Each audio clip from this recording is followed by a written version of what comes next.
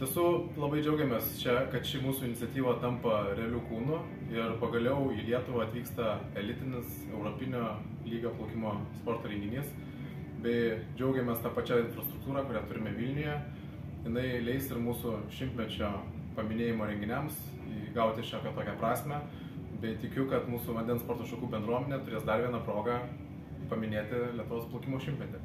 Šią savaitę turėjom Tarptautinės plaukimo federacijos atstovų vizitavimo ir tikslams inspektuoti mūsų viešbučius, sporto infrastruktūrą, bei vizito metu buvo taip pat irgi aptartas ir sudėliotas visas ateinantis planas, ką mums reikia padaryti savo pasirinkimo plane, artėjant senojo žemyno čempionato varžyboms Lietuvoje. Tai iš tikrųjų svečiai iš Šveicarijos liko maloniai nustebinti mūsų turima infrastruktūra, viešbučiais bei mūsų komandos progresu planuojant ir ruošiantis Europos jaunimo čempionatui.